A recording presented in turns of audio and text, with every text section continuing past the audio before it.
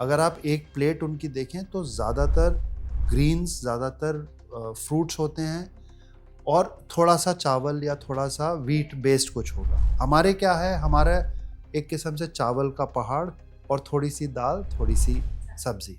इसको हमें रिवर्स करना चाहिए। एक ही तेल में बार बार खाना बना, पका हुआ खाना, वो मेरी एडवाइस है कि उसको तो एक इंसान को बंद ही कर देना चाहिए। कचौड़ी है, पकौड़े हैं, साउथ इंडिया की तरफ जाएं तो वड़े हैं, तो ये सारा जो है इसको हमें, they are very dense foods, इनको हमें बंद कर देना चाहिए। शुगर जो है वो चीनी वाली शुगर, उसको जितना बंद कर सकते हैं उतना, सफ़ेद वो उसको उतना बंद।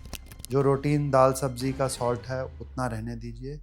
फ्रूट के ऊपर डालना, दही के ऊपर डालना, सलाद के ऊपर डालना, वो आप बंद कर दीजिए। उसका सबसे आसान तरीका होता है कि अपने जो टेबल पे आपके नमकदानी होती है उसको हटा दीजिए। चेस्ट पेन, दूसरा है सांस फूलना, चलते समय सांस फूलना, तीसरा है चक्कर आके बेहोश हो जाना या चक्कर आके गिर जाना, और चौथा है फैटीग या टायर्डनेस, ज़्यादा थके हुए रहना।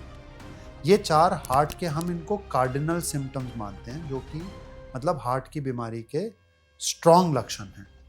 जो पहले जनरेशन्स खाते थे, अगर हम भी वही खाएंगे तो फिर हमारे को उसके अनुसार एक्सरसाइज और उसके अनुसार स्पेंड भी करना पड़ेगा। हम ये नहीं कर सकते कि बैंक के खाते में जमा तो करते जाएं मगर खर्च ना करें।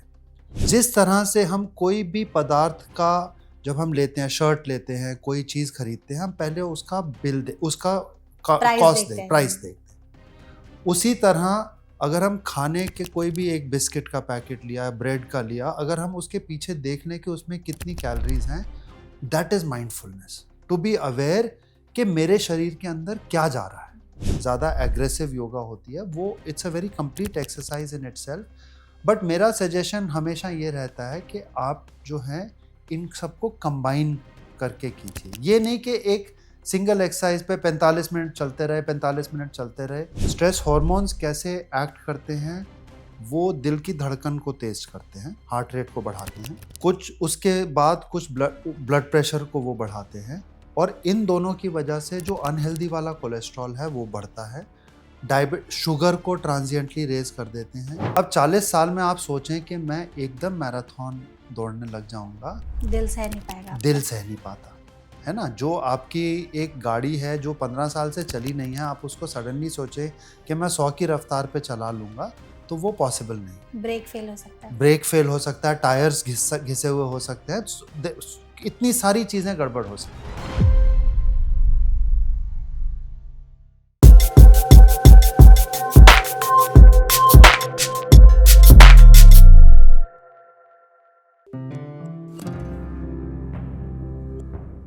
इंडिया आज के समय में हार्ट डिजीज का कैपिटल बन चुका है। आए दिन दिल से जुड़ी बीमारियां इतनी ज्यादा बढ़ रही हैं, जिसका अनुमान लगाना भी लोगों के लिए बहुत ज्यादा मुश्किल हो रहा है। हर साल दिल से जुड़ी बीमारियों के केसेस भी बहुत ज्यादा बढ़ रहे हैं। आए दिन हम किसी न किसी के मुंह से सुनते ही रहते हैं कि किसी को हार्ट अटैक आ गया, किसी का हार्ट फेल हो गया, किसी को कार्डियक अरेस्ट आ गया, किसी के हार्ट में बहुत ज्यादा ब्लॉकेज पाए गए, कोलेस्ट्रॉल, ब्लड प्रेशर, इस तरह की प्रॉब्लम्स अब इतनी ज्यादा कॉमन हो चुकी हैं कि लोग भी इससे काफी ज्यादा परेशान हो चुके हैं। लेकिन इन सब के पीछे का एग्जैक्ट रूट कॉज है क्या? वो कौन सी ऐसी हमारी रोज की गलतियां हैं जो हमें हर दिन दिल की बीमारियों की तरफ धकेल रही हैं, और इसके अलावा हम अपनी लाइफस्टाइल में से क्या चीजें कर सकते हैं इसको ठीक करने के लिए? आज इन्हीं सब टॉपिक पर बहुत ही विस्तार से चर्चा करेंगे हमारे इस सेशन स्वास्थ्य चर्चा में, जिसके लिए हमारे साथ बहुत ही स्पेशल और एक्सपर्ट मौजूद हैं। हमारे साथ है डॉक्टर हेमंत मदान, जो कि सीनियर डायरेक्टर और प्रोग्राम हेड है cardiac sciences, Narayana super speciality hospital में। तो डॉक्टर, इस सेशन में सबसे पहले तो आपका बहुत बहुत स्वागत है। थैंक यू, धन्यवाद Megha. Thank you so much हमारे साथ जुड़ने के लिए। और आपकी पिछली वीडियोस को हमारी ऑडियंस ने डॉक्टर काफी ज्यादा प्यार दिया था, इसीलिए हमने सोचा कि इस सेशन में आपसे दिल की बीमारियों पर काफी विस्तार से चर्चा करते हैं कि क्या ऐसा जो रूट कॉज है या क्या ऐसी गलतियां हैं जो हम कर रहे हैं जो हमें हर दिन दिल की बीमारियों की तरफ धकेल रही हैं। सबसे पहले तो डॉक्टर, जब भी हम दिल की बीमारियों की बात करते हैं तो मोस्टली डाइट, लाइफस्टाइल वाली चीजें हमें अमूमन तो अब पता ही है सभी को। काफी सारे जो लोग कहते हैं या एक्सपर्ट्स कहते हैं कि आप खाने पीने में ये बदलाव कर दीजिए, ये सब छोड़ दीजिए, और बहुत सारी चीजें बोला जाता है। जो आम चीजें हैं जो हम बचपन से खाते हुए आ रहे हैं, जैसे हम दूध पीते थे, तेल खाते थे, चीनी खाते थे, नमक खाते थे, उसी का रोल अब इतना ज्यादा बढ़ गया है कि बोला जाता है कि आप ये सब छोड़ दीजिए। तो लोगों का इसमें सवाल ये रहता है कि हम तो बचपन से ये सब खाते आ रहे हैं, हमारे दादा दादी नाना नानी सब खाते हुए आ रहे हैं, उन्हें आज तक ऐसी बीमारियां नहीं हुई, वो 80 90 100 100 साल तक जी रहे थे, 150 150 साल तक जी रहे थे। हमें आजकल 20s में 30s में ऐसी बीमारियां क्यों हो रही हैं? तो क्या होगा इसके पीछे का रीजन? मेघा देखिए, दो चीजें हैं जो आपके एक्चुअली जो सवाल है इसमें दो अलग अलग पहलू हैं। पहला तो ये है कि हमारा डाइट जो पहले जनरेशन्स खाते थे, अगर हम भी वही खाएंगे तो फिर हमारे को उसके अनुसार एक्सरसाइज और उसके अनुसार स्पेंड भी करना पड़ेगा। करेक्ट। हम ये नहीं कर सकते कि बैंक के खाते में जमा तो करते जाएं मगर खर्च ना करें। तो मोटे मोटे तौर पे अगर बात करें तो मेरे पिछला वीडियो था उसमें मैंने विस्तार से ये बताया था कि डाइट में हम क्या क्या ऐसी गलतियां करते हैं जिसकी वजह से हम लोग अपने आप को एक किस्म से हार्ट डिजीज की तरफ धकेलते जाते हैं।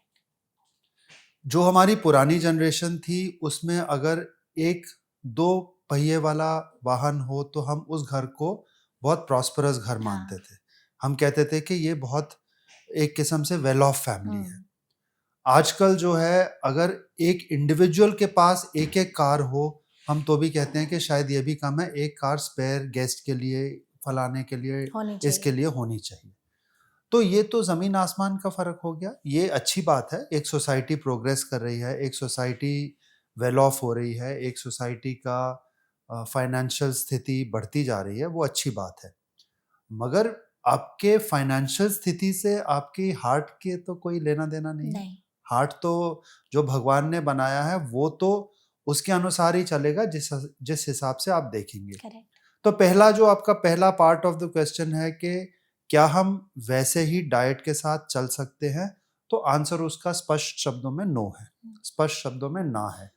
हम अगर ये सोचेंगे कि जो हमारी प्रीवियस जनरेशन्स करती आई हैं वैसा ही हम चलते रहेंगे तो वो पॉसिबल नहीं है। वो पॉसिबल है मगर आप फिर दूसरा पहलू उसका भी तो वैसा रखिए ना।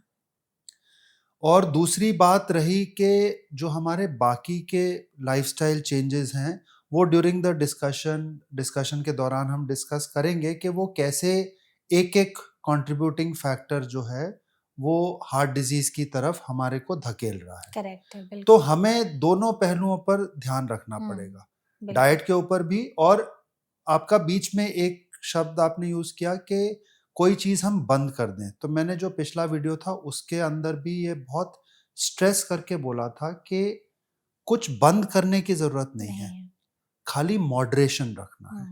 इसको अंग्रेजी में कहते हैं माइंडफुल मॉडरेशन, मतलब आप सोचते हुए मॉडरेशन रखें। जिस तरह से हम कोई भी पदार्थ का जब हम लेते हैं, शर्ट लेते हैं, कोई चीज खरीदते हैं, हम पहले उसका उसका कॉस्ट प्राइस देखते हैं। उसी तरह अगर हम खाने के कोई भी एक बिस्किट का पैकेट लिया, ब्रेड का लिया, अगर हम उसके पीछे देख लें कि उसमें कितनी कैलोरीज हैं, that is mindfulness, to be aware कि मेरे शरीर के अंदर क्या जा रहा है।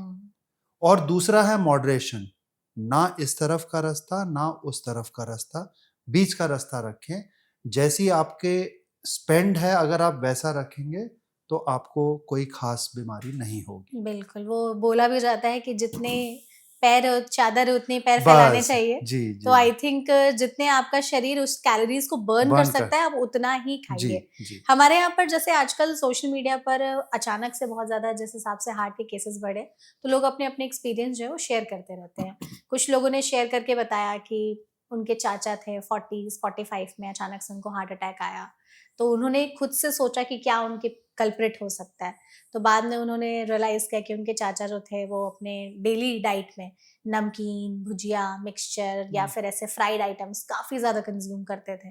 तो डॉक्टर का कहना है कि हो सकता है इस वजह से भी ये हो जाए, क्योंकि वो कहीं ना कहीं हमारे अंदर डिपॉजिट हो रहा है। तो इंडिया में इन सब का कल्चर स्नैक्स का बहुत ज्यादा है कि तला भुना खा लिया, चाय के साथ कुछ नमकीन ले ली, कुछ मठरी खा लिया। तो क्या ये सब सच में हमें दिल की बीमारियों की तरफ धकेलते हैं? बिल्कुल धकेलता है। इससे पहले मैं आपका एक स्टेप थोड़ा पीछे लेके जाना चाहूंगा डिस्कशन के लिए कि एक जो इस स्टैटिस्टिक्स में विश्वास नहीं रखते, जो इन आंकड़ों में विश्वास नहीं रखते, वो अधिकतर मेरे से पूछते हैं कि डॉक्टर साहब ये क्या सच है कि हार्ट केसेस के बढ़ रहे हैं। केसेस बढ़ रहे हैं या केवल एक सोशल मीडिया और मॉडर्न मीडिया का एक हाइप किस्म है। से हाइप है। तो मैं आपके माध्यम से सबको ये क्लियरली बताना चाहूँगा कि we now have statistical evidence to say कि हार्ट डिजीज के जो केसेस हैं वो इंडिया में बढ़ गए हैं। उसके मल्टीपल कारण हैं, हम एक एक कारण पे थोड़ा सा विस्तार से जाएंगे। कुछ डेटा है कितने केसेस बढ़े हैं? डेटा बिल्कुल है। We are almost 1.5 times of what we were एक दशक पहले। अच्छा, इतने केसेस इतने बढ़े हैं। केसेस बढ़ रहे हैं। अब इस और नॉट ओनली दैट, यही नहीं कि केसेस बढ़ रहे हैं, केसेस की एज भी धीरे धीरे, जो यंग हार्ट अटैक्स है जिसको हमारी डेफिनेशन में लेस देन 40 इयर्स माना जाता है, वो भी केसेस बढ़ते जा रहे हैं। अब इनके अनेकों, जैसा मैंने कहा, अनेकों कारण हैं। सबसे बड़ा कारण तो लाइफस्टाइल है। सेकंड कारण है डायबिटीज का, मधुमेह का, शुगर का। आपने सुना होगा कि इंडिया को डायबिटीज का कैपिटल माना जाता है। अब डायबिटीज भी इंडिया में दो तरह से एक विचित्र है, दो तरह से अलग है बाहर के देशों से। एक तो यंगर ऑनसेट डायबिटीज है। बाहर के देशों में डायबिटीज जो है वो 55-60 साल की बीमारी मानी जाती है। हमारे देश में अक्सर 35 साल का भी अगर आप लड़का देखेंगे और उनका शुगर का टेस्ट करेंगे, एक शुगर का 3 महीने का टेस्ट होता है जिसको HbA1c कहते हैं, HbA1c करेंगे तो उनका भी प्री डायबिटिक रेंज में निकलना बहुत कॉमन बात है। दूसरा, अगर हम स्पेसिफिक और ज्यादा स्पेसिफिक अगर हम टेस्ट करना चाहें तो एक टेस्ट होता है जिसको ब्लड इंसुलिन लेवल्स कहते हैं। इंसुलिन एक ऐसा हार्मोन है जो शुगर को कम करता है, मगर अगर शुगर ज्यादा हो तो इंसुलिन ज्यादा शरीर को बनाना पड़ता है, प्रोड्यूस होता है। तो अगर इंसुलिन का लेवल ज्यादा है शरीर में तो ये इनडायरेक्ट एविडेंस है कि शरीर को ज्यादा मेहनत करनी पड़ रही है शुगर को कम रखने के लिए, शुगर को दबा के रखने के लिए।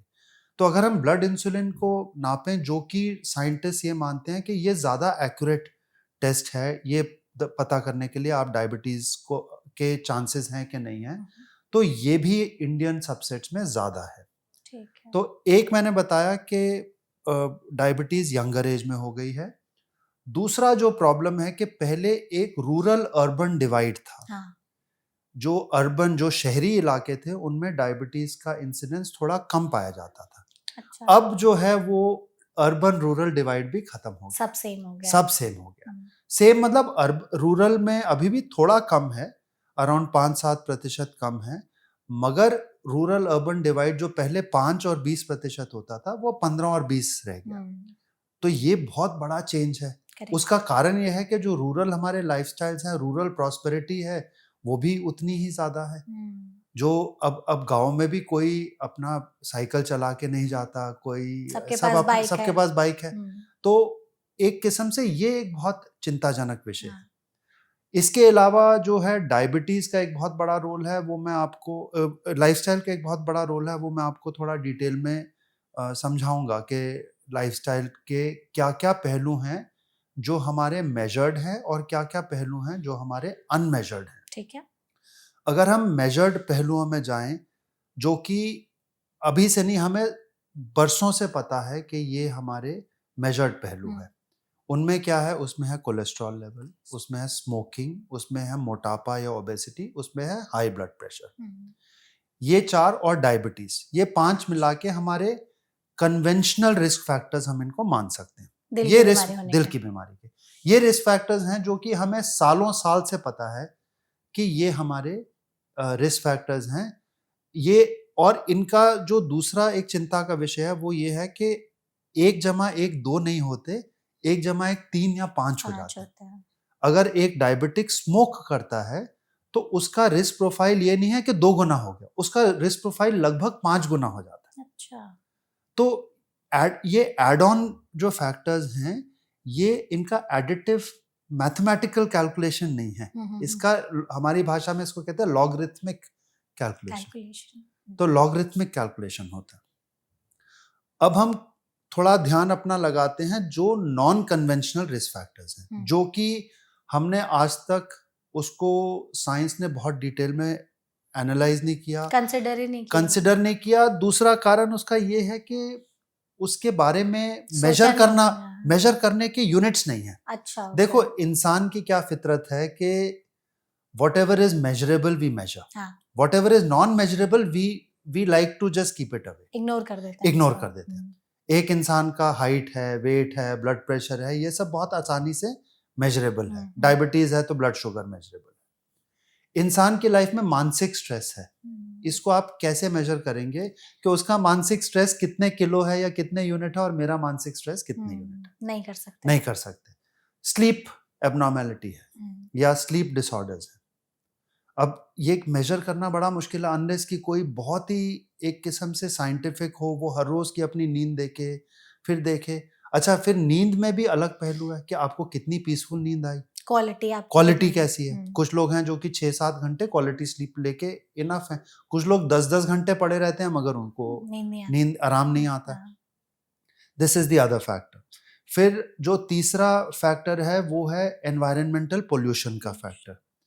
हम पोल्यूशन को तो नापते हैं, देयर इज नो डाउट कि हम पोल्यूशन को हमने बहुत अच्छे से पैरामीटर्स बना लिए, AQI, PM 2.5, PM 5, PM 10, but उसका रिलेशनशिप हार्ट डिजीज से कितना ज्यादा है, कितने दिनों के एक्सपोजर पे हार्ट डिजीज होनी शुरू हो जाती है, कितने सालों में हार्ट डिजीज कितने फैक्टर बढ़ती है, वो अभी तक किसी ने एनालाइज नहीं किया है।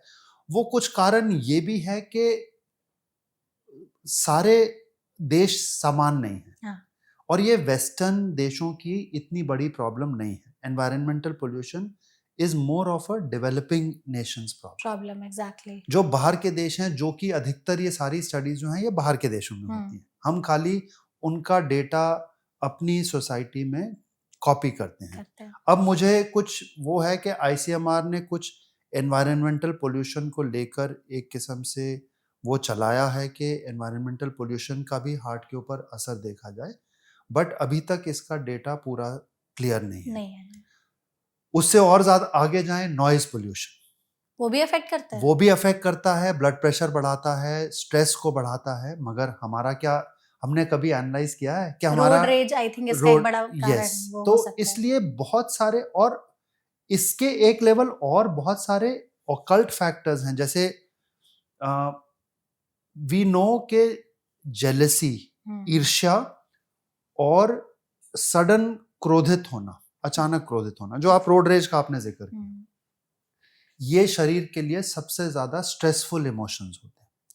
खासकर ईर्ष्या, लोगों ने एनालाइज किया है कि जो नेगेटिव हार्मोन्स होते हैं वो ब्रेन में लंबे समय तक चलते रहते हैं, क्योंकि ईर्ष्या को एक्चुअली अगर आप पुराने वेदों के हिसाब से जाएं तो ईर्ष्या को जो है वो एक किस्म से लो लेवल अग्नि के नाम से जाना जाता था कि अगर आप किसी और से जलते हैं या किसी और से ईर्ष्या करते हैं तो वो अग्नि आपको जलाती रहती है।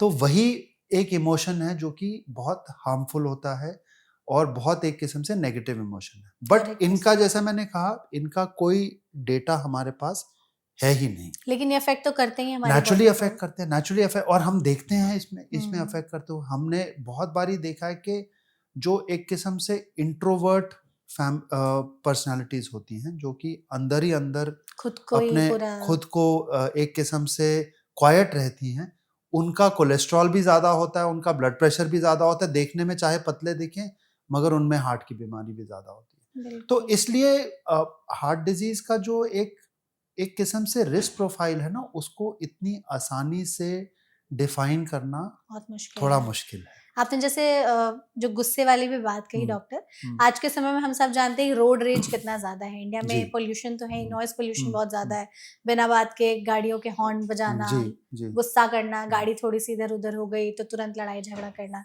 इसमें एक केस स्टडी थी कि एक लेडी थी जो डेली ड्राइव करके जाती थी, उनको BP की प्रॉब्लम थी बहुत ज्यादा, तो हर दिन किसी ना किसी से कुछ गाड़ी हो गई, वैसे हो गई। और इंडिया में औरतों को लेके एक परसेप्शन है कि वो चला रही हैं गाड़ी तो इसका मतलब कि खराबी चलाएंगी, तो उनको एक अलग से स्ट्रेस रहता ही था कि मुझे दिन भर अच्छे से चलाना है। उन्हें कुछ दिक्कत हुई दिल में, वो हॉस्पिटल गई, एडमिट हुई, पता चला कि उनको BP की प्रॉब्लम है और भी दिल की बीमारियां हो गई हैं। डॉक्टर ने उनको एडवाइस किया कि कुछ दिन या तो गाड़ी मत चलाओ या ड्राइवर रख लो। उन्होंने ये चीज़ इम्प्लीमेंट की और सच में काफ़ी ज़्यादा सुधार आया उनके ब्लड प्रेशर में और बहुत ज़्यादा उनको रिलैक्सिंग भी ये चीज़ लगी। बट वही कट्टू कि लोग फिर भी मानते तो है नहीं कि गाड़ी निकल के लेके निकल गए तो उसके बाद गुस्सा तो उनका इस लेवल पर ही रहता है। और आपने जैसे जेलेसी की भी बात की, ये सब आई थिंक बहुत छोटे-छोटे अंडरलाइन फैक्टर्स हैं जो मिस हो जाते हैं क्योंकि जी खान-पान, लाइफ़स्टाइल, एक्सरसाइज़ इन सब के बारे में लोग बात करते हैं लेकिन स्ट्रेस, जेलसी, गुस्सा आना, इन सब चीज़ों पे बहुत ज़्यादा बातचीत नहीं की जाती है। जी और आपने जैसे कहा कि स्ट्रेस भी बहुत बड़ा फैक्टर है। आज के समय में स्ट्रेस हर जगह है। हम काम कर रहे हैं तो काम का स्ट्रेस है, हम काम से वापस जाएँगे तो ट्रैवलिंग का स्ट्रेस है, हम घर पे खाना खाएँगे तो अब घर जाके खाना बनाना उसका भी स्ट्रेस है।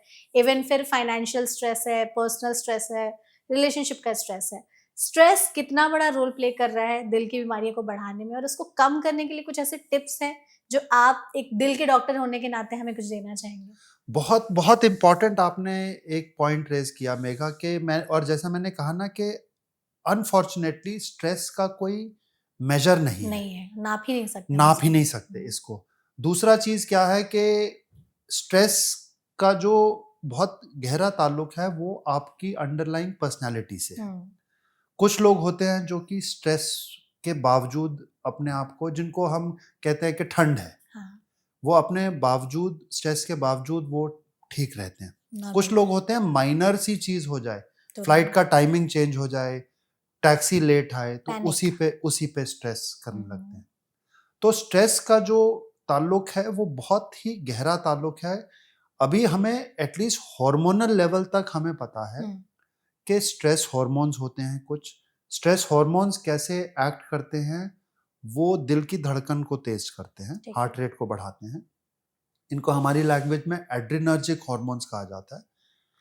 कुछ उसके बाद कुछ ब्लड प्रेशर को वो बढ़ाते हैं हुँ, और इन दोनों की वजह से जो अनहेल्दी वाला कोलेस्ट्रॉल है वो बढ़ता है। होता है। डायबिट शुगर को ट्रांजिएंटली रेज कर देते हैं। जब शुगर सस्टेन्ड स्ट्रेस आपको रहेगा तो शुगर के लेवल धीरे धीरे बढ़ने शुरू हो जाते हुँ, हैं। तो ये जो शरीर के सारे एक किस्म से भगवान ने सिस्टम्स बनाए हैं, ये सारे एक दूसरे के ऊपर निर्भर करते हैं, इंटरकनेक्टेड है। इंटरकनेक्टेड हुँ, है।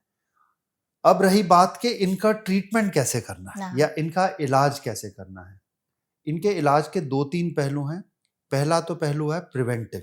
हुँ, प्रिवेंटिव का मतलब है कि आप अपने किसी भी बीमारी को अपने पास आने ही ना दें, नाते बचा कर के रखें। बचा कर रखें। वो बचाने का तरीका जो है वो घूम फिर के बात उसी पे आ जाती है। डाइट को अच्छा रखें, स्लीप अच्छी रखें हुँ, और रेगुलर एक्सरसाइज करें। करेक्ट।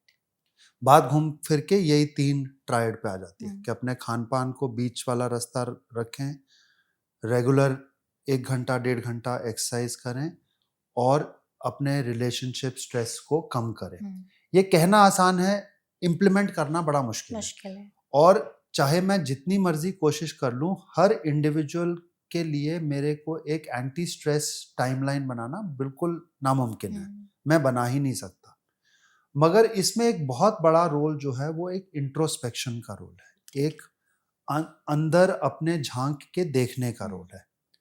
आपने ये आइडेंटिफाई करना है कि आपके लाइफ में क्या-क्या चीज़ें आपको एक किस्म से चिंता पैदा कर रही हुँ, हैं।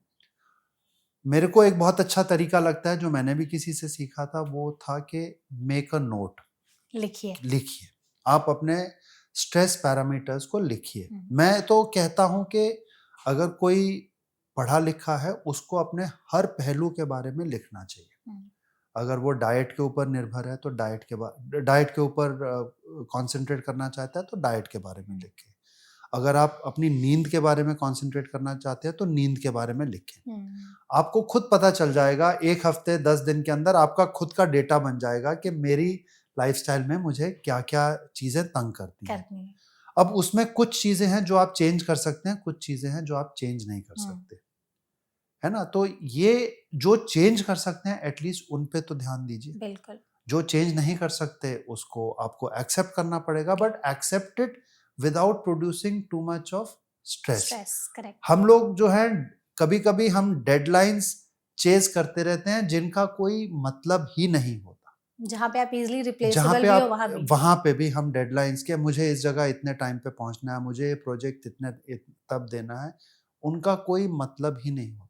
हेल्थ ही नहीं ठीक रहेगी तो हेल्थ क्या ही नहीं करेंगे? ठीक रहेगी तो क्या। तो एक बहुत अच्छा अंग्रेजी में एक मुहावरा ही कहेंगे कि वो कहते हैं कि oh God help me to change the things I can, accept the things that I can not change, change. And the wisdom to know the difference. Correct. इसका मतलब ये है कि आपको इतनी समझ आ जाए, भगवान की दया है ये भी, कि जो चीज़ें मैं बदल सकता हूँ वो मैं बदल दूँ, जो नहीं बदल सकता उनको एक्सेप्ट करूँ, और इन दोनों के बीच में अंतर जानना ज़रूरी है। जरूरी है, बिल्कुल। और एक मैं मिनट लूँगा एक्सरसाइज के बारे में, हाँ। क्योंकि आजकल बहुत ज़्यादा आपने भी केसेस सुने होंगे कि लोग जिम जाते हैं, जिम के बाद कोलैप्स हो जाते हैं हार्ट अटैक से। कुछ इंसिडेंसेस ऐसे हुए कि लोग बचे भी नहीं। सडन कैरेगर्स। यस, एग्रेसिव एक्सरसाइज के बारे में आजकल बहुत ज़्यादा डेटा इस पे आ रहा है कि आपने एक्सरसाइज को भी वही वर्ड यूज करना है, मॉडरेट एक्सरसाइज, वो भी ज्यादा नहीं वो भी करनी। ज़्यादा नहीं। हमारे आप अगर एक एवरेज अर्बन इंडियन, शहरी इंडियन का अगर आप लाइफस्टाइल देखें तो वो 15 साल से वो अपनी पढ़ाई में जुटता है, 25 साल तक वो अपनी पढ़ाई खत्म करता है। एवरेज की बात कर रहा हूँ मैं, ऊपर नीचे इसमें हो सकता है। 25 साल तक वो पढ़ाई में जुटता है, 25 से 30 साल वो अपने करियर बनाने में जुटता है, 30 साल के लगभग उसकी फैमिली की तरफ उसका ध्यान चला जाता है। लगभग 40 साल की उम्र में आके इंसान एक किस्म से समझता है कि मैं एक स्टेबल फेज में आ गया हूँ, थोड़ी फाइनेंशियली भी ठीक हो जाता है, फैमिली भी ठीक हो जाती है। अब 40 साल में वो आसपास अपने half marathon, full marathon, gym की मेंबरशिप के बारे में सुनता है। खासकर जो लोग कॉर्पोरेट लाइफस्टाइल्स में रहते हैं, वो अपने कोलीग्स को देखते हैं कि मेरा जो है सीईओ वो भी मैराथन दौड़ रहा है, वो भी 40 किलोमीटर की साइकिलिंग करता है, तो आपका भी मन करता है कि मैं भी इस तरफ जाऊं। बात यह है कि आपने 25 साल तक एक्चुअली कोई एक्सरसाइज करी नहीं है। 15 साल से लेकर 40 साल तक आपने लगभग, मैंने आपको बताया ये अप्रोक्सीमेट टाइम लाइन है। अब 40 साल में आप सोचें कि मैं एकदम मैराथन दौड़ने लग जाऊंगा, दिल सह नहीं पाएगा, दिल सह नहीं पाता है ना। जो आपकी एक गाड़ी है जो 15 साल से चली नहीं है, आप उसको सडनली सोचे कि मैं 100 की रफ्तार पे चला लूंगा, तो वो पॉसिबल नहीं है। ब्रेक फेल हो सकता है, ब्रेक फेल हो सकता है, टायर्स घिसे हुए हो सकते हैं, इतनी सारी चीजें गड़बड़ हो सकती है। तो इसलिए मैं जो हूँ, मैं मॉडरेशन का बहुत बड़ा एडवोकेट हूँ। मैं मॉडरेशन के प्रति, जो मेरे से पूछता है मैं उसको यही कहता हूँ कि मॉडरेट में करो, जो आपका शरीर टॉलरेट कर सकता है। और अंदर से सबको पता है हमारा शरीर कि मेरा शरीर कितना है, मेरा मोटापा कितना है, मेरा ब्लड प्रेशर कितना है, मेरा बाकी के पैरामीटर्स कितने हैं। तो आपने एग्रेसिव अगर वो करना है, एक्सरसाइज शेड्यूल करना है, तो प्लीज अंडर ट्रेनिंग करें।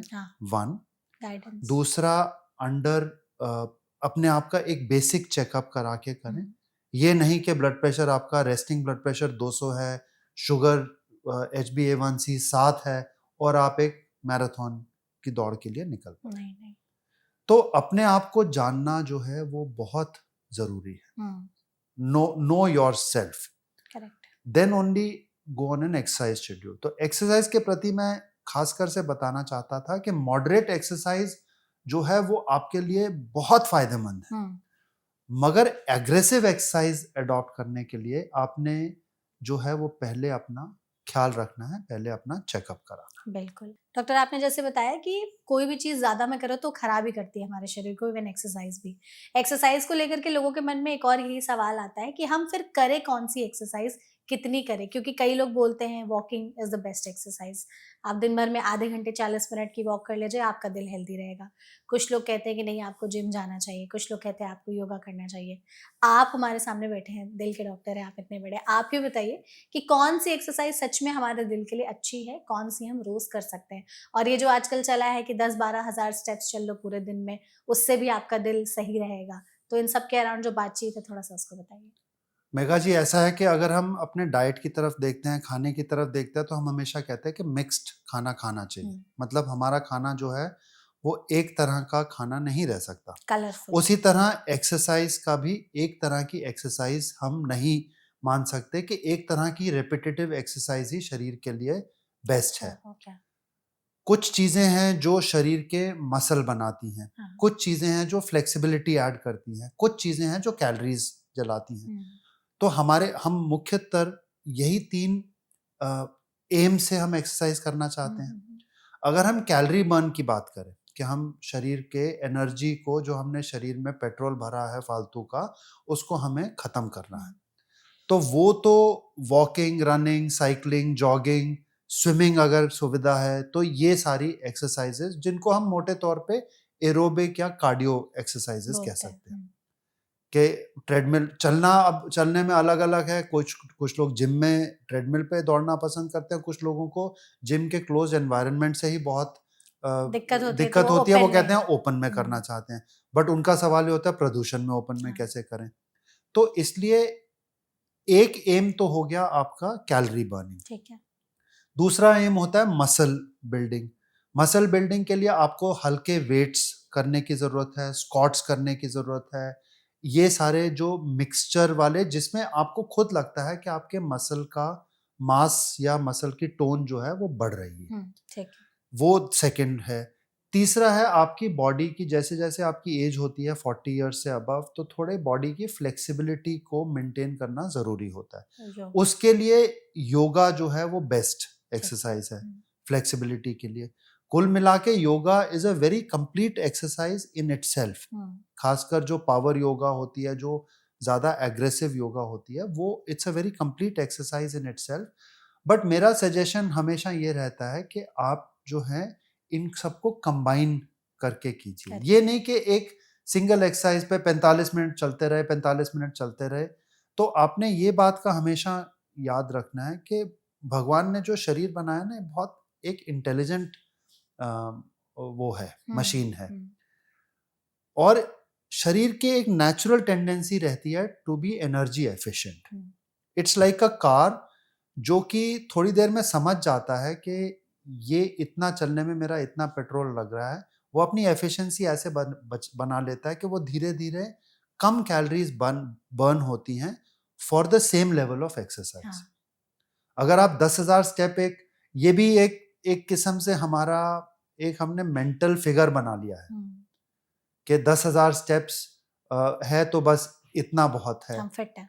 हम फिट हैं। ये भी एक इंसान को एक्चुअली क्या है कि हमारी फितरत है कि हम हर एक चीज को मेजरेबल में कन्वर्ट करना चाहते हैं।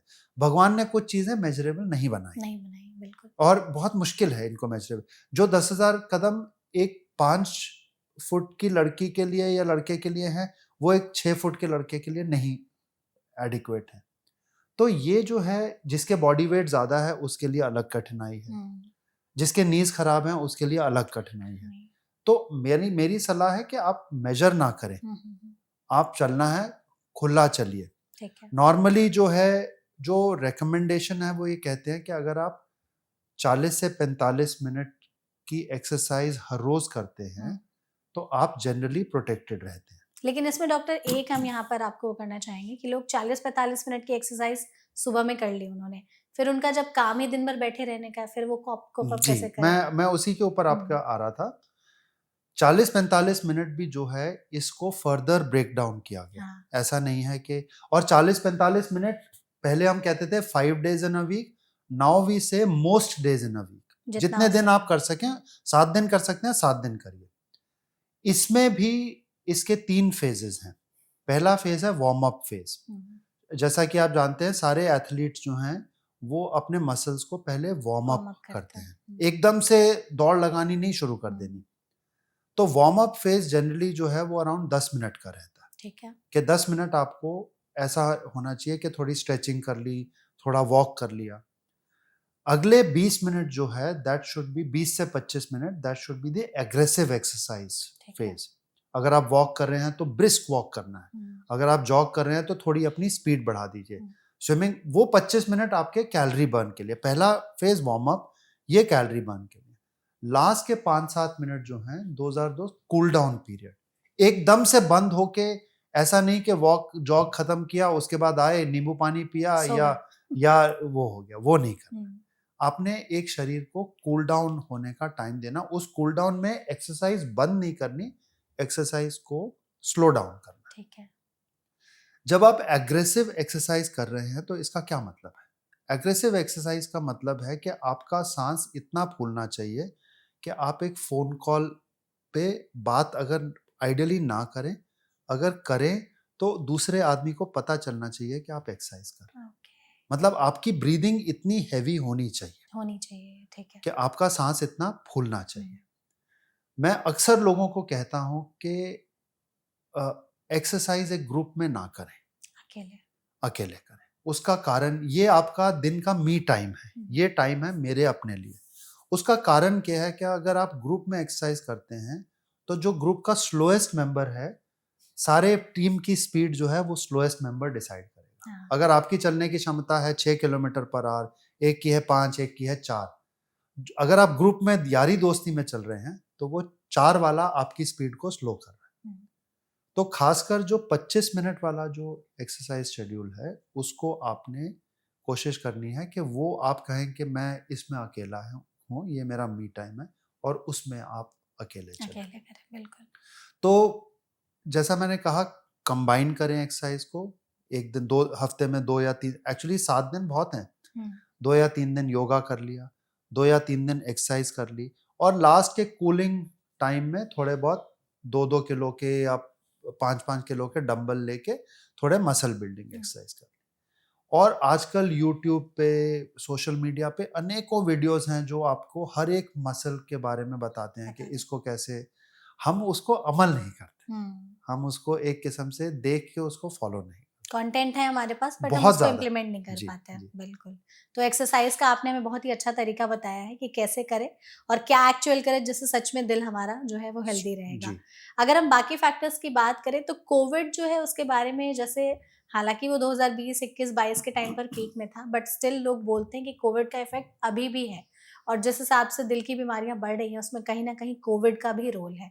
आप इस बात को सपोर्ट करेंगे कि सच में कोविड का रोल है दिल की बीमारियां बढ़ाने में? इसके दो अलग अलग पहलू हैं हम्म, जो कि डिस्कस करने वाले हैं। पहला चीज है कि क्या कोविड ने हार्ट को अफेक्ट किया, हम्म, ये एक पहलू है। और इसमें साइंटिफिक डेटा क्या कहता है, I will only talk about hmm, कि डेटा क्या कहता ठीक है। और दूसरा ये है कि बहुत लोगों का ये विचार है कि कोविड से नहीं तो कोविड वैक्सीनेशन से हार्ट की बीमारी बढ़ गई। बढ़ गई। तो पहली तो बात है कि कोविड से हार्ट के ऊपर असर पड़ा, तो डेफिनेटली कोविड का हार्ट के ऊपर असर था। कोविड ने अनेकों ऑर्गन्स को अफेक्ट किया, अफेक्ट किया। उसमें से हार्ट के ऊपर भी असर हम्म, था। हार्ट के ऊपर असर क्या था? एक तो मेजरेबल स्ट्रेस फैक्टर था कि आप जो हैं, बिकॉज अकेला लॉकडाउन, वर्क फ्रॉम होम, उसकी वजह से स्ट्रेस बढ़ा। दूसरा चीज़ है, हमें डेफिनेटली ये पता है कि कोविड की वजह से क्लॉटिंग मैकेनिज्म जो है वो थोड़ा ज़्यादा बढ़ गया। बढ़ गया। हमने बहुत सारे लोगों को कोविड के दौरान, खासकर जिनको सिवियर कोविड हुआ, उनको 6-6 महीने, 1-1 साल तक हमने ब्लड थिनर्स भी दिए। हम्म, तीसरा है कि कोविड ने धड़कन, हार्ट की धड़कन को एबनॉर्मल करने का डायरेक्ट इम्पैक्ट था। उसमें भी दोनों, धड़कन को तेज करना और धड़कन को स्लो स्लो करना, करना। दोनों इम्पैक्ट थे कोविड के। और जो चौथी चीज थी वो थी कोविड का हार्ट मसल के ऊपर असर, जिसको हम कोविड कार्डियोमायोपैथी के नाम से कहते हैं, कि कोविड का डायरेक्टली हार्ट के ऊपर, हार्ट मसल के ऊपर असर पड़ा, जिसकी वजह से हार्ट कमजोर पड़ गया। और इसके बारे में इनफ डेटा है वर्ल्ड ओवर कि कोविड का डायरेक्ट इम्पैक्ट हार्ट के ऊपर पड़ा। और ये उन्होंने ये भी एनालाइज किया है कि ये इम्पैक्ट जो था ये पीक करा था 2022 में। ओके।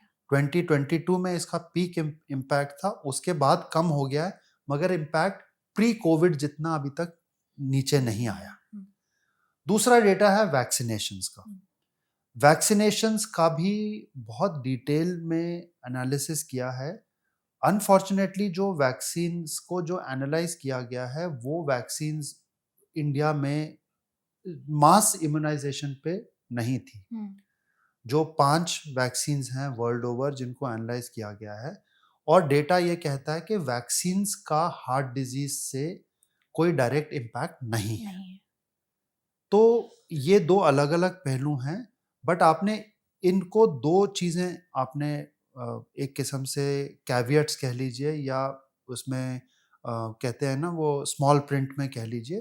पहला ये है कि ये इंडिया में जो वैक्सीन यूज़ हुए उनके बारे में ये डेटा नहीं है। नहीं है, ठीक है। और दूसरा, जब भी हम ऐसी स्टडी करते हैं तो हार्ट के ऊपर कितना असर कोविड का था और कितना असर वैक्सीन तक का है, इनको डिफरेंशिएट करना बहुत मुश्किल है। मुश्किल है। बट एग्जिस्टिंग डेटा के हिसाब से कोविड वैक्सीनेशन का कोई हार्ट के ऊपर डायरेक्ट इम्पैक्ट नहीं है, कोविड का है, कोविड ने जो हमारे दिल के साथ किया है वो अभी भी हम देख ही रहे हैं, वो देख ही रहे हैं। लेकिन वैक्सीन का वैसा कोई डेटा नहीं, क्योंकि वैक्सीन लोगों को लगता है अभी भी कि वैक्सीन लगाने की वजह से ऐसी बीमारियां जी बढ़ रही हैं, जी बट उसका भी डेटा नहीं है जी। बिल्कुल। ओवरऑल डॉक्टर, हमने जितनी बातचीत की उसमें अगर हम डाइट पर ही आते हैं, आपके हिसाब से इंडियन डाइट में कैसे फूड कल्प्रिट्स हैं जो सच में दिल की बीमारियों की तरफ हमें हर दिन धकेल रहे हैं, जिन्हें हमें या तो बंद कर देनी चाहिए, जैसा आप कहते हैं मॉडरेशन में कर देना जी चाहिए? जी। तो दो तीन चीजें हैं जो कि हमारे डाइट में एक किस्म से स्ट्राइकिंग एबनॉर्मेलिटीज हैं। पहली चीज है, हमारी डाइट में कार्बोहाइड्रेट्स बहुत ज्यादा बहुत ज्यादा है, बिल्कुल। हम लोग जो हैं बहुत ज़्यादा कार्बोहाइड्रेट रिच डाइट खाते हैं। अगर आप हमारी डाइट को बाहर की डाइट से देखें जो एक किस्म से सिमिलर डाइट्स भी हैं। देखो, दुनिया भर में मेडिटेरेनियन डाइट को सबसे अच्छा किस्म का डाइट माना गया। मेडिटेरेनियन डाइट में क्या होता है, ज़्यादातर फ्रूट्स होते हैं, ज़्यादातर हरी पत्तेदार सब्जियां होती हैं। और अगर आप उन देशों की डाइट देखें तो उनमें कार्बोहाइड्रेट बहुत कम होते हैं। अगर आप एक प्लेट उनकी देखें तो ज़्यादातर ग्रीन्स, ज़्यादातर फ्रूट्स होते हैं और थोड़ा सा चावल या थोड़ा सा वीट बेस्ड कुछ होगा। हमारे क्या है, हमारा एक किस्म से चावल का पहाड़ और थोड़ी सी दाल, थोड़ी सी सब्जी, अगर नाम हम मात्र के लिए, नाम मात्र के लिए। इसको हमें रिवर्स करना चाहिए।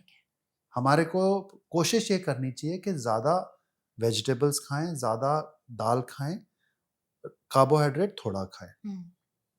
इसमें लोग बहुत सारे ये पूछते हैं कि डॉक्टर साहब फिर एनर्जी कैसे आएगी, क्योंकि कार्ब्स आर एनर्जी फूड्स। तो मेरा ये पहली बात तो यह है कि दालों में भी काफ़ी कार्बोहाइड्रेट होता है। ऐसा नहीं है कि दालों में कार्बोहाइड्रेट की कोई बहुत कमी होती है। और दूसरा ये है कि एनर्जी का भी तो आपको टाइम देखना है ना, कि एनर्जी का टाइम कौन से, अब रात में सोने से पहले आपको कौन सी एनर्जी चाहिए? सोना ही है आपको। सोना ही है। तो आपने कार्बोहाइड्रेट से अपने पेट को क्यों भरना है रात के समय? तो एटलीस्ट आप कोशिश ये करनी है कि कार्बोहाइड्रेट्स को कम करना है। ठीक है। दूसरा, हमारा डाइट का जो मेजर प्रॉब्लम है वो है over cooked and re cooked oil. एक ही तेल में बार बार पका हुआ खाना। वो मेरी एडवाइस है कि उसको तो एक इंसान को बंद ही कर देना चाहिए पूरे तरीके से कि दोबारा कुक खाना, खासकर आप जानते हैं इंडियन स्नैक्स जो हैं, कचौड़ी है, पकौड़े हैं, साउथ इंडिया की तरफ जाएं तो वड़े हैं। तो ये सारा जो है, इसको हमें, they are very dense foods, इनको हमें बंद कर देना चाहिए। तीसरा, अगर आपको पिछले जो हमारा वीडियो था उसमें आपको याद होगा कि आपने शुगर के बारे में बात करी थी और मैंने ये कहा था कि शुगर, आपने पूछा था शुगर कितनी लेनी चाहिए, मैंने कहा था कि अगर हो सके तो जीरो बंद नहीं कर देना। और शुगर में भी आई थिंक डॉक्टर हमने हिडन शुगर की बात नहीं की, बिल्कुल उस पर भी बात करनी बहुत जरूरी जी। है, तो क्योंकि लोगों को लगता है शुगर मतलब सिर्फ चीनी। करेक्ट। तो शुगर जो है, हमारे बहुत सारे और फूड्स में शुगर काफी है। किन में वो भी बता दीजिए। फ्रूट्स में है, ड्राई फ्रूट अगर आप देखें तो खजूर में बहुत शुगर है, किशमिश में बहुत शुगर है। ऑफ कोर्स अगर हम शुगर के प्रिकर्सर्स को देखें तो जैसे गुड़ है, उसमें शुगर है, हनी में शुगर है, शहद में बहुत शुगर है। तो हमें जो है प्रोसेस्ड शुगर, जो कि मतलब एक किस्म से फैक्ट्री में ऐसी बन के आई है कि आपने खाया और शुगर बढ़ेगा ही बढ़ेगा, वो कम करनी चाहिए। फ्रूट्स बेस्ड शुगर जो है, जो कि शरीर को थोड़ी मेहनत लगती है उसमें से शुगर निकालने के लिए, वो बेटर है। बिकॉज उसका फायदा क्या है कि फाइबर जो है वो शुगर को एकदम इंक्रीज नहीं करने देगा, वो धीमे धीमे शुगर की वैल्यू, ब्लड शुगर की वो वैल्यू बढ़ेगी। तो वो जो है, वो उस शुगर अचानक नहीं बढ़ेगी तो इंसुलिन को बढ़ने की जरूरत नहीं होगी। मैंने शुरू में कहा कि इंसुलिन जो है वो मेजर टॉक्सिसिटी करती है, वो मेजर हार्म करती है। तो इसलिए कोशिश हमें ये करनी चाहिए कि हिडन शुगर्स पे ज़्यादा रिलाई करें, फ्रैंक शुगर पे कम रिलाई करें। और दूसरी चीज है कि शुगर जो है वो चीनी वाली शुगर उसको जितना बंद कर सकते हैं सफेद उतना चीनी जो है। सफेद वो उसको उतना बंद कर। ठीक है, नमक की भी बात कर ही लेते हैं। नमक नमक मैंने लास्ट टाइम भी आपको कहा था कि नमक अगर हम देखें India is the second largest consumer of salt. Daily salt. जो हमारी रिकमेंडेशंस हैं वो ये कहती है कि हमें 5 ग्राम सॉल्ट पर डे खाना चाहिए। उससे ज्यादा ही खाते हम हैं। जो है वो हम लगभग on an average Indian diet 12 से 13 ग्राम सॉल्ट पर डे खाते हैं। हमसे थोड़ा आगे जो है वो चाइनीज फूड में ही है। उसमें उनमें प्रिजर्वेटिव्स में फिश में बहुत ज़्यादा सॉल्ट होता है, बट हमारे खाने में भी सॉल्ट बहुत ज़्यादा है। इसका एकमात्र सॉल्यूशन है कि एडेड सॉल्ट आप बंद कर दीजिए। ठीक है। जो रूटीन दाल सब्जी का सॉल्ट है उतना रहने दीजिए। फ्रूट के ऊपर डालना, दही के ऊपर डालना, सलाद के ऊपर डालना वो आप बंद कर दीजिए। उसका सबसे आसान तरीका होता है कि अपने जो टेबल पे आपके नमकदानी होती है उसको हटा दीजिए। करेक्ट। वो हटा दीजिए और उसमें छेद जो है वो सबसे पतले पतले छेद करने ताकि उसको डालना मुश्किल होगा, लोगों को फ्रीली सॉल्ट नहीं होगा। बिल्कुल। और सॉल्ट के बारे में जो दूसरी मैं आपको बात कहना चाहूँगा वो ये कहना चाहूँगा कि ये भी गलतफहमी है कि काला नमक, सेंधा नमक, पिंक सॉल्ट ये सारे लेस हार्मफुल हैं। They are all the same, they all cause as much, they are all sodium chloride. उनका जो टेस्ट अलग अलग है वो उनकी इम्प्योरिटीज की वजह से होता है। तो इसलिए हमें कोशिश करनी चाहिए कि सॉल्ट को जितना हम रिमूव कर सके उतना अच्छा है। बिल्कुल। तो डाइट में अगर हम ये सारी चीजें मॉडरेशन में करते हैं या बंद ही कर देते हैं तो हमारी हार्ट जो है वो सही रहेगी। डॉक्टर, अभी तक की हमारी कॉन्वर्सेशन काफी अच्छी खासी रही है। हमने ऑलमोस्ट हर एक एस्पेक्ट पर बातचीत की है। हम चाहते हैं कि सेशन में जाते जाते आप हमारी ऑडियंस को कुछ ऐसे लक्षण या संकेत जरूर बताएं, क्योंकि दिल की बीमारी आज से एकदम से तो शुरू नहीं हो जाएगी, धीरे धीरे शरीर में पनपेगी। तो वो जो धीरे धीरे बढ़ने वाले लक्षण होते हैं वो कौन से होते हैं जो हमें बता रहे होते हैं कि भाई साहब दिल में कुछ गड़बड़ी हो रही है, समय रहते संभल जाओ, वरना या तो हॉस्पिटल या डॉक्टर का सहारा ही है आपके पास? इनमें से मेघा जो दो चीजें हैं, जो दो फैक्टर्स हैं, वो हमारे उनको साइलेंट किलर्स के नाम से जाना जाता है। एक है डायबिटीज और एक है ब्लड प्रेशर। इनको साइलेंट किलर्स कहते ही इसलिए हैं क्योंकि इनके बारे में शरीर आपको बहुत ज्यादा वार्निंग नहीं देगा, वार्निंग देगा बट हल्की वार्निंग देगा। तो ये दो फैक्टर्स तो आपको मेजर ही करने पड़ेंगे। आपको एक किस्म से जिसको इंग्लिश में कहते हैं प्रोएक्टिव अप्रोच टुवर्ड्स हेल्थ, मतलब एक किस्म से आपको खुद एक्टिविटी से डिटेक्ट करना पड़ेगा कि आपके हार्ट में बीमारी है कि नहीं। तो ये दो फैक्टर्स तो आपको खुद नापने पड़ेंगे। अगर आपका ब्लड शुगर बढ़ रहा है या ब्लड प्रेशर बढ़ रहा है तो आपने ये मान लेना है कि मेरा धीरे धीरे हार्ट की बीमारी की तरफ मेरा शरीर जा रहा है। जहां तक रहे लक्षण, तो लक्षण तो जो हार्ट के क्लासिकल लक्षण जो हैं हार्ट की बीमारी के, वो 4 लक्षण माने गए हैं। 4 लक्षण क्या है? एक है सीने में दर्द, चेस्ट पेन। दूसरा है सांस फूलना, चलते समय सांस फूलना। तीसरा है चक्कर आके बेहोश हो जाना या चक्कर आके गिर जाना। और चौथा है फैटीग या टायर्डनेस, ज्यादा थके हुए रहना। ये 4 हार्ट के, हम इनको कार्डिनल सिम्टम्स मानते हैं, जो कि मतलब हार्ट की बीमारी के स्ट्रॉन्ग लक्षण हैं। इस बारे में मैं एक और लक्षण के बारे में जरूर जिक्र करना चाहूंगा क्योंकि इंडिया में वो बहुत कॉमन देखा जाता है। वो है हार्ट के सिम्टम को गैस का सिम्टम मानना। हमारे देश में बहुत ज्यादा गैस्ट्रिक प्रेडोमिनेंट सिम्टम्स होते हैं और अनेकों मरीज जो हैं वो हार्ट की बीमारी को लेके गैस्ट्रो ओपीडी में चले जाते हैं, गैस की बीमारी मानते हैं। तो इन लोगों के प्रति मेरी एक ही एडवाइस है कि इनमें से जो ज्यादा सीरियस बीमारी है वो हार्ट है। गैस्ट्रो की बीमारी इतनी सीरियस शायद नहीं है। अगर हार्ट की बीमारी ज्यादा सीरियस है तो पहले अपना हार्ट का इवैल्यूएशन जरूर कराना है। बिल्कुल। चाहे अगर एक इंसान के अचानक गैस्ट्रिक सिम्टम होने शुरू हो जाए तो हमें ये सोचना है कि ये अचानक क्यों हो गए, अभी तक तो इनको कभी थी नहीं।